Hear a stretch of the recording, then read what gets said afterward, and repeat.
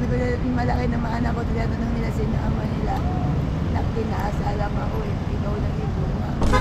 Hi, hello mga kataho. Nandito ngayon si Tatay Jimmy sa Old Santa Mesa para maghanap ng bilang Chinese New Year bukas. Maghanap tayo kung ano yung atin dapat ay pamigay sa mga bata. Guys, samahan niyo ako, maghanap tayo.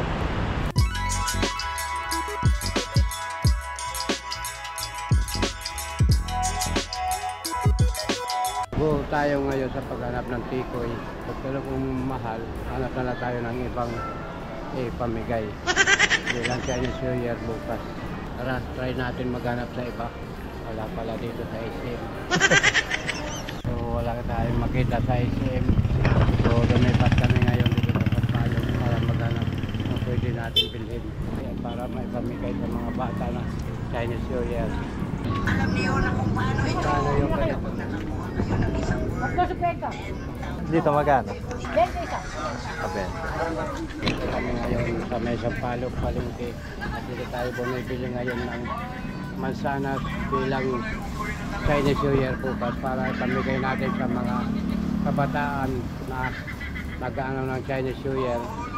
So ayan, si ate, yan ang aming pinilihan ngayon. So, bumili kami ng mansanas. Dito rin bumili kami ng ganitong orange para ipamigay rin sa mga bata dahil nga Chinese New Year bukas. Hindi pa naman mabubulok yan? Bago yan. Ah, bago naman. Ako lang yung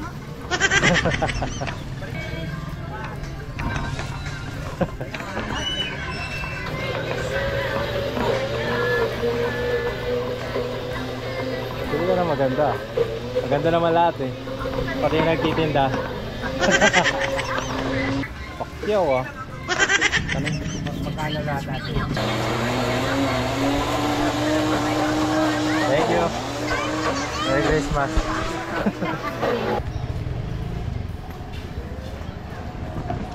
Kami niyan tayo. So marami ito para sa mga bata na ipamimigay natin dahil nga po Chinese New Year bukas. So na po tayo ngayon dun sa pag-uwi para mamigay nitong mga prutas. So grabe, ang bigat. Nagtyagaan ni Tatay Jimmy pumunta ng Palok, Palengke para mamili ng prutas para ipamigay natin sa mga kabataan. A few minutes later. Pumunta muna kami ngayon sa bahay nila Sir Dan para mag-ayos itong ating pamimigay na mga prutas para sa Chinese New Year sa mga kabataan bukas.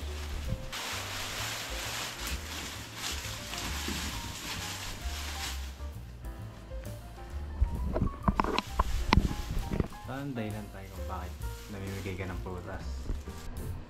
So kaya po ako mamimigay dahil na po malapit ako sa mga bata. Tulad po ng tao na pinamimigay ko, ibig ko naman po magbago yung aking pamimigay. Gusto ko naman po mamigay ng mga prutas. Dahil na rin po ito sa tulong ni Ma'am Magic Ben ng Canada.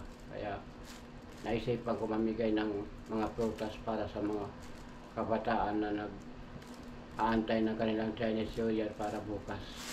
Si Ma'am Magic Ben ay talagang nag-donate siya sa aking YouTube. Kaya para makasahod ako ngayon darating na 22. Comment sa akin at nanonood sa akin mga vlog. So nasiyahan po siya dahil nga po mga kabataan ang binibigyan ko ng libreng sahod. Kaya nag-donate siya sa akin. Isa na rin po ito na naisip ko mamigay ng prutas para sa Chinese New Year bukas ng kabataan. So maraming salamat po. Shout out po kay Ma'am Magic Ben sa channel ni Ma'am Magic Ben. Subscribe din po kayo. Sa mga gusto pong mag-donate, umasa po kayo na share din po natin sa iba. Ika nga po, share your blessing para makita nyo rin po yung inyong pag-donate sa akin para sa YouTube ko na makakuha tayo ng sahod at i-share din natin sa iba. Hindi lang po ito para sa akin at siyempre hindi ko rin babayaan ang sarili ko. Pero ganun pa man, i-share din natin sa iba. A little longer than a few minutes later. So wala tayong makita mga bata. So ngayon, Tatay Jimmy, naglalakad-lakad na lang dito sa kalsada. Hanap tayo ng ating mabibigyan. Naglalakad-lakad tayo ngayon dito sa Old Santa Mesa para maghanap ng mga kabataan na atin mabibigyan itong atin mga prutas para sa kanilang pagkandak ng Chinese New Year bukas. Kaya may nakita tayong homeless sa may LRT, bigyan natin ng prutas.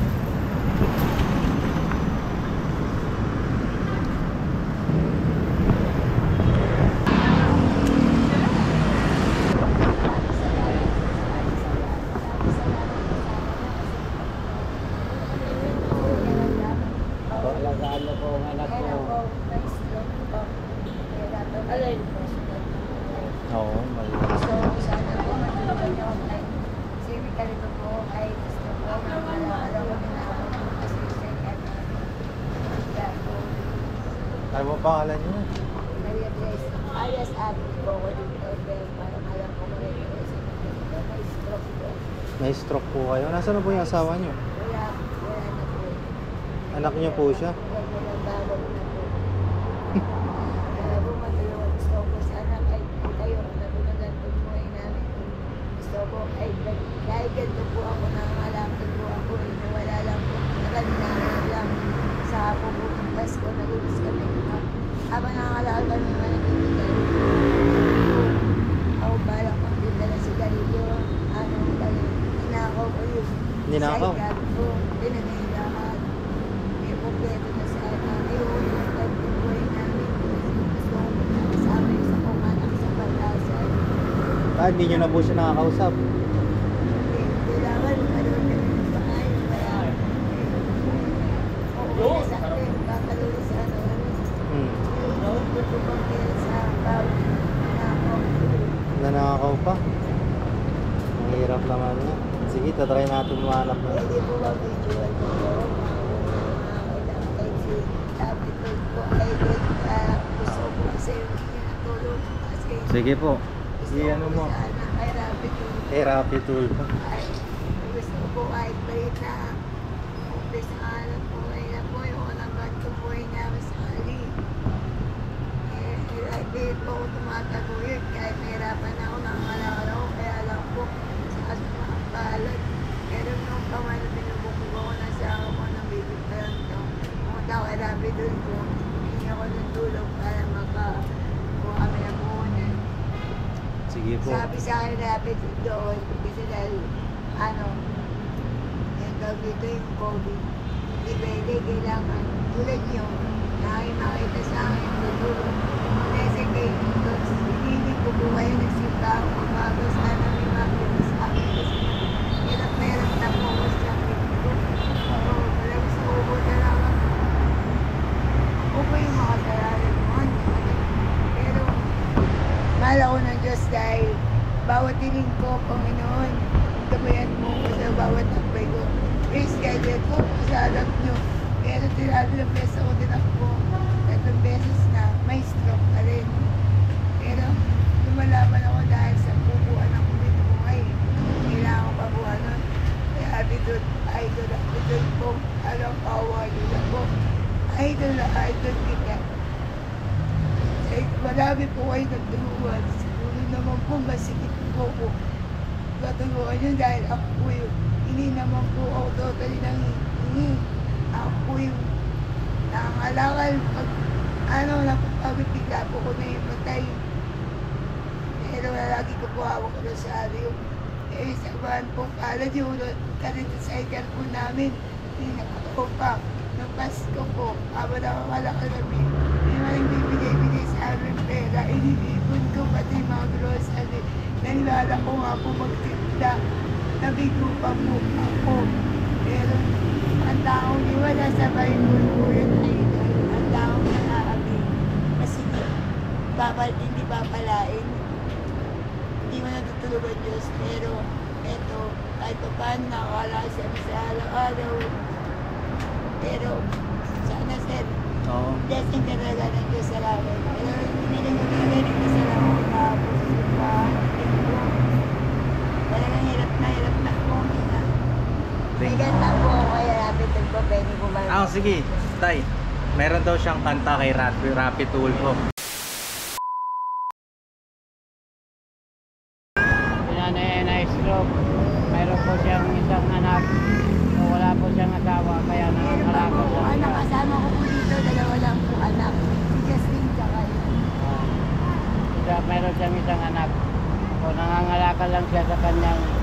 kinabubuhay sa pangangalakal at na may malimot na lang po siya para mayroon siyang makain at may pakain sa kanyang anak. Sinabi ko na malaki na mga anak ko, tinatanong nila sino ama nila. Nakpinasalam ako eh, ikaw lang yung bunga. Konting pang almusal lang at merienda. Pero babalik kami kung sakaling may ano. Sa namin sa kalim mayroon magpapag ng tulong. Malaking bagay na po ito, maraming salamat po. Ayun, ano lang yan, samantala lang ngayon. Pero sa susunod, baka mas malaki pa yung may tulong. Pag umabot sa kanya, ha? Opo, sana po. Pero may, habang may buhay, may pag-asa. Ayun rin na eh. Go hanggang may lupa. Para lang tayo ilog, dagat na maalon. Huwag tayo sumabay sa agos. At least hindi kayo gumagawa ng illegal. Ano yung tuloy-tuloy yung buhay. Pero alam mo talaga, sir, kaya nadasal ko lang talaga ng linggo. Lumuluhod pa ako umiiyak. Limang piso kandila, pambili ko yung di pa ako mahal, binili ko kandila.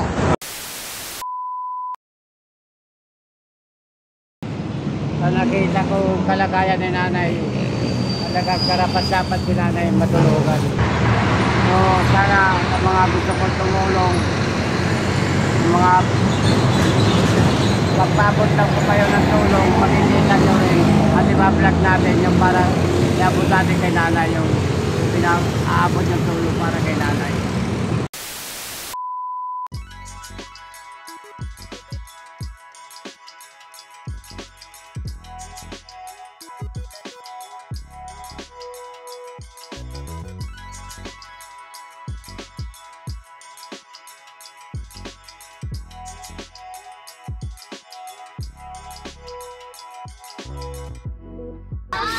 Meron ako bibigay ng mga product para sa mga bata kasi Chinese New Year bukas. Oh. Thank you, Thank you. Dalawa. Yan. So yun, close na po yung ating live video. Sa mga gusto pong mag-donate sa kay at Nanay Apple, pakitag na lang kay Sir Rafi, Idol Rafi Tulfo. At sa mga gusto po mag-donate, direkta sa number na to. At pwede rin kayong paabot sa Gcash sa number na ito para matulungan natin ang direkta si Nanay Apple. So yun, hanggang dito na lang po. Sana tapusin niyo po yung video.